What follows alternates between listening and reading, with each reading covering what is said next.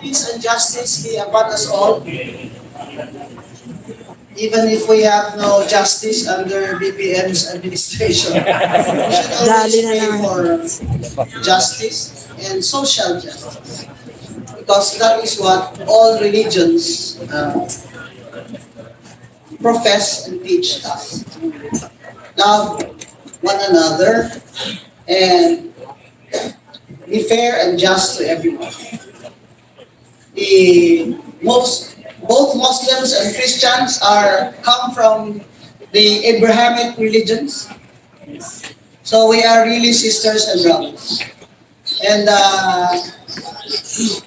aside from that, I have to tell you now, and I have to declare that I am an indigenous person to the 5th degree because I am a 5th generation Bukidnon Magahat from Negros Occidental.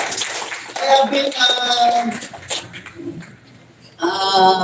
what do you call this? Nabasbasa na po ako at pangalan ko po sa Magahat Bukidnon ay Bae Suprema. Kaya, alam niyo po mga Magahat, kaya po sila considered na pinasahi or extraordinary na tribe sa mga Bukidnon. Alam niyo yun bakit, di ba? Kasi namumugot kami ng ulo. Kaya it used to be a badge of honor among indigenous people in the mountains. The Magahat is a part of the Bukidnon tribes. It's a sub-tribe in Negros Occidental and I think part of Mindanao also. So, binabati ko po ang One Bangsamoro Coalition para kay Inday VP Sara. At salamat Alan. At lalo na, salamat tayo na kahit wala po dito sa VP Sara, ay happy birthday sa kanya. At nandito naman si Vice Governor Mark Reviste para mag-deliver na message niya. At of course, kaibigan si Danny, nasabi ko kanina, ba't may mestizo dito na Muslim? Because you know, Danny has foreign blood. He is half Turkish, correct? Yes, he is half Turkish. Yes, but he is Filipino, natural born. And of course, the last but certainly not the least, your godfather, my godfather, our godfather, Governor Chavit Singson!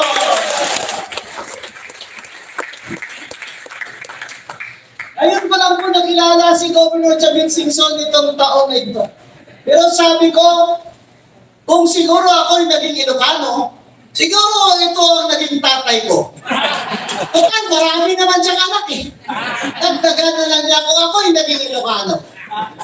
Salamat po sa One Bangsamoro dahil ito po ang pagkakataon na tayo talaga ay magkaisa.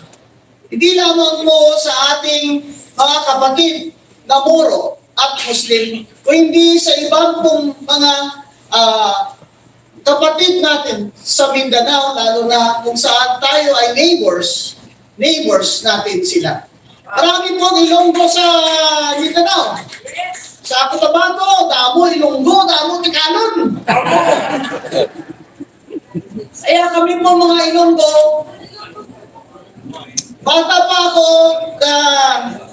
nag-orientation ako sa parents ko that there are various kinds of people, there are various religions, and they were always welcome in our house, including yung mga monks na naka-orange ganit. Yan.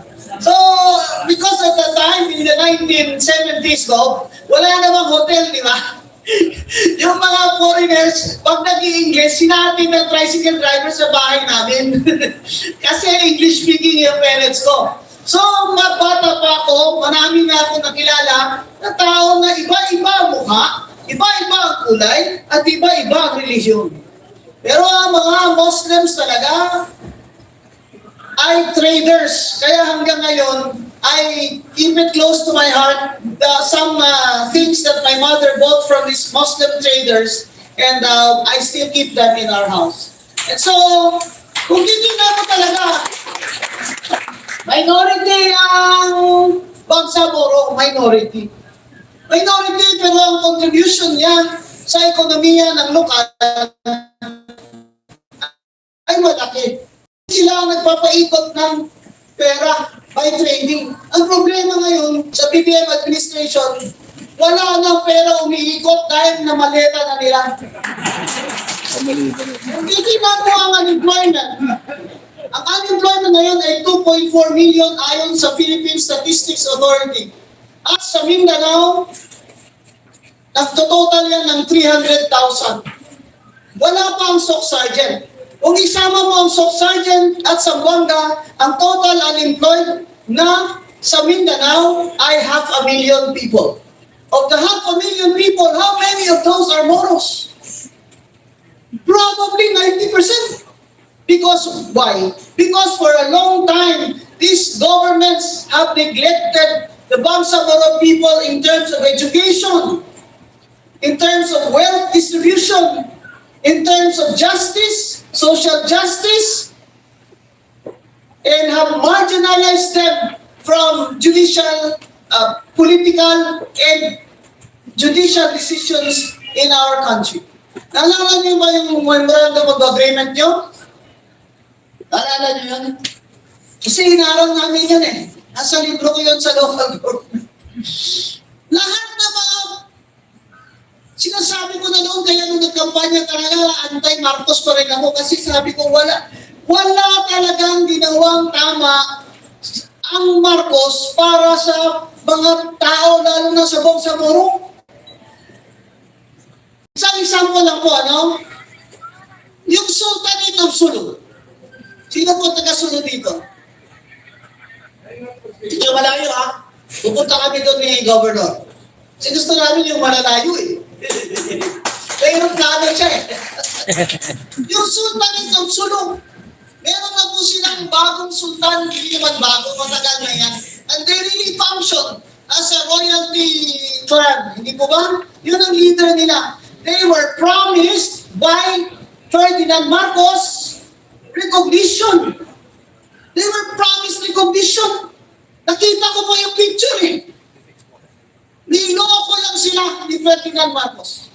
Ganon din ang ginawa ni Bongbong sa kanila nung nagsenador si Bongbong Marcos. I-remind nila siya na yung pong tatay ninyo, he promised us this, baka naman po senador, ay matulungan niyo rin kami. Pinola rin sila ni Bongbong Marcos. Hanggang ngayon, ang Sultanate of Sulu is still seeking what most of you are seeking. Recognition as a people, as loyal, courageous Filipinos. Ito pong pinaglalaban ng Juan Bangsamoro ay hindi dapat natin kalimutan na ito ay isa sa mga dahilan kung bakit talaga po may problema pa rin tayo sa peace sa Mindanao. At kung sabihin natin na dahil yan nangyayari, ay nagsisinungaling po tayo. Kaya kailangan po talaga na yung organization ninyo ay sana mapalawak nyo pa, hindi lamang sa eleksyon, kundi para sa kaalaman. That is young Bangsamoro will have the social awareness to continue what we are all aspiring and fighting for. And that is why we should support Inday Sara for President in 2028. Why? Because she has been mayor, she knows what the Muslim and the Moro people aspire for. She has compassion for the poor. And certainly, because she's a lawyer, our president must be knowledgeable of the law and justice. Di po ba? Marami po kasi dyan gusto rin magpresidente. Hindi na naman po sinasabi na kaming mga abogado lamang ang may alam. Pero mas may alam kami kaysa inyo. Huwag naman masamain na sinasabi ni Senator Marcoleta na yan kasi problema kung walang legal background. Yan talaga ang problema na kung ayaw nyo po tanggapin yan, mag-aral na lang po kayo ng abogasiya. Yun lang. At mag-bar-exam din po kayo. Hindi ba dudugo yung mga ilong at tenga nyo? At kung kayo ay abogado na, ay pwede nyo na po kaming sigaw-sigawan dyan.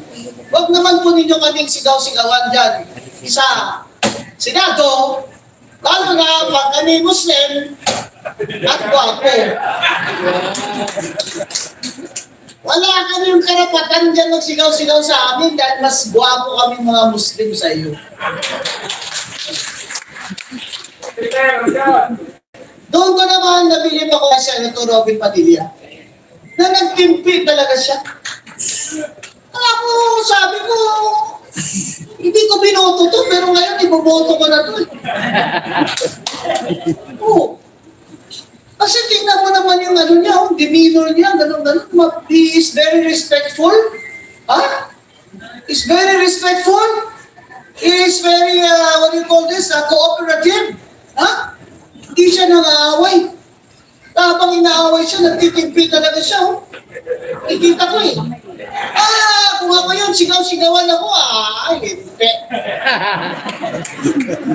Makakabot na yung tahilyada ka. Kaya po ako, believe po ako sa iyo. Sinasabi ng mga tao, lalo ng mga Ilonggo na nag-agaw ng mga lupa nyo noon. Ito naman kasing gobyerno na ito eh. Hindi inayos yung homestead natin. Hindi inayos yung enforcement ng homestead eh. Kaya tuloy nagagawa na sa lupa, di ba? Siyempre, the Ilonggos were encouraged to go from Iloilo to Mindanao to the land of promise, may homestead. Pag nating mo doon pala, nandun na pala yung mga muro. Eh di yung inaway, di ba? Oh, that's why sa una, pag Ilonggo ka, gawin di ka mga amigo sa muro. Pero sa lain na, kaya Mindanao, mix-clan ang mga tao. And all of us must cooperate, must support each other as fellow Filipinos.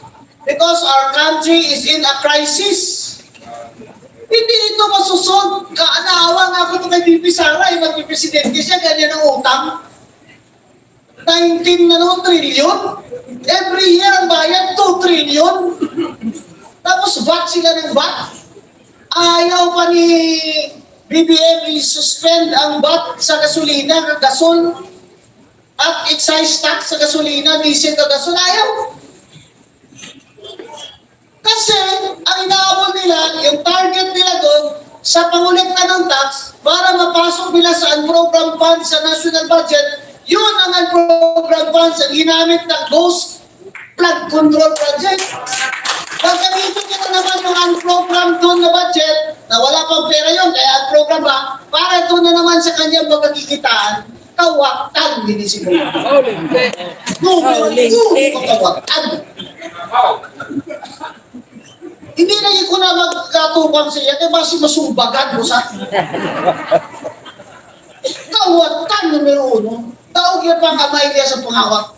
Ang muna, bahal ni Governor Chavin Singson, talo mo pa ang tatay mo, boy!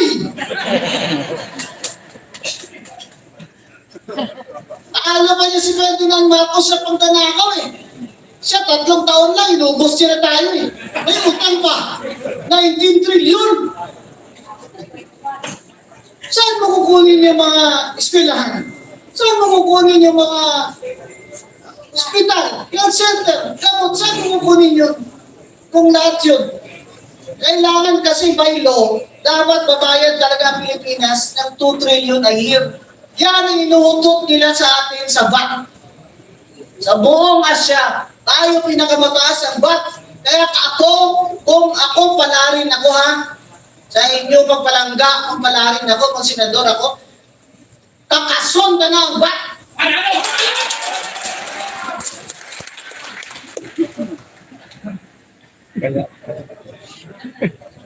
Kaya ang VAT is an inequitable, unfair tax. Why? Because the poor pay VAT. Why don't they collect taxes from the rich? Why do they have to collect taxes from the poor? Bibili ka ng gatas sa supermarket, may VAT. Di ba? Bibili ka ng itlog, may VAT.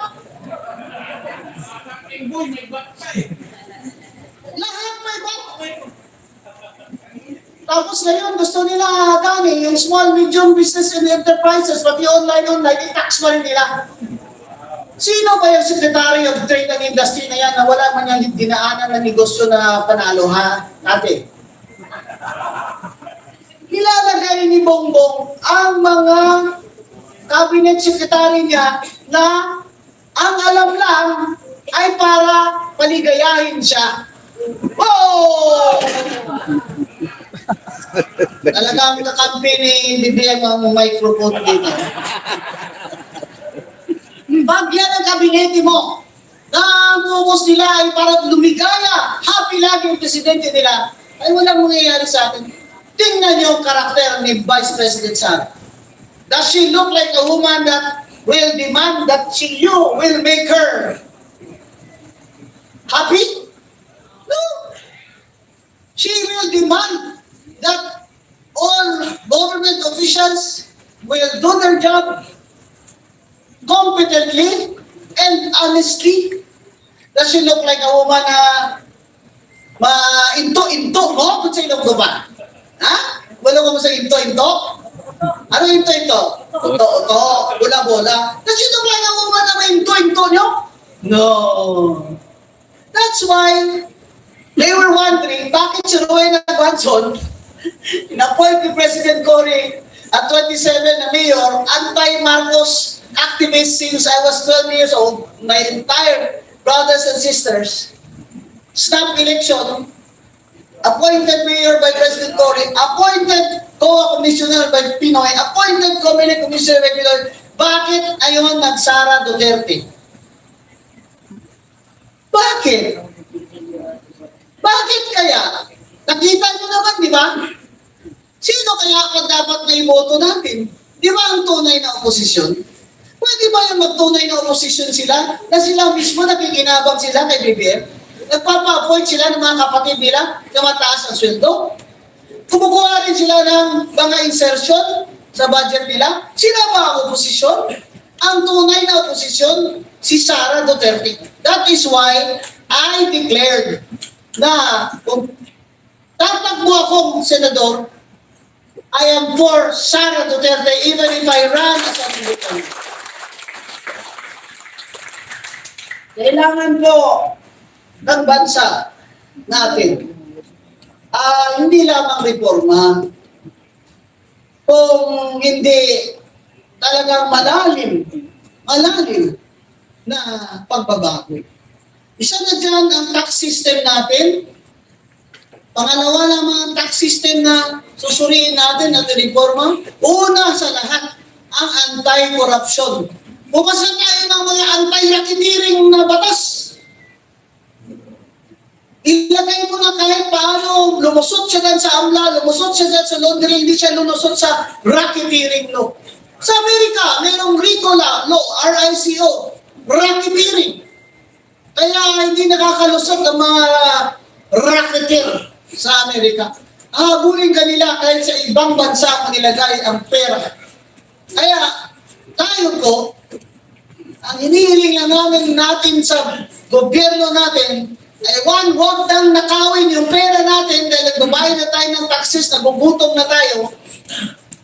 At ilagay naman po sa justisya, sa social justice at health social services ang tamang share ng ating taxes. Dahil doon lamang makakashare ng tama ang mga pobre.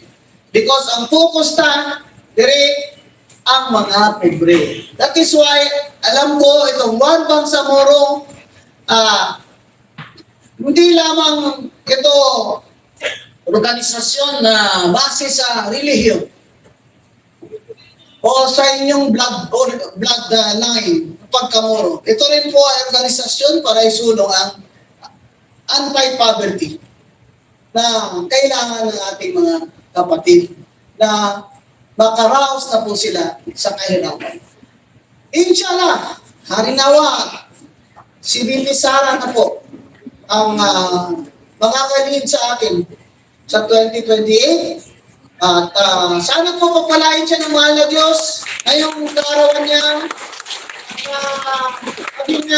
Manusok siya, ang pamilya niya ay maiwas sa disgrasya at sana po ay i-bless siya ng mahal na Panginoon. Maraming salamat po. Maraming salamat po.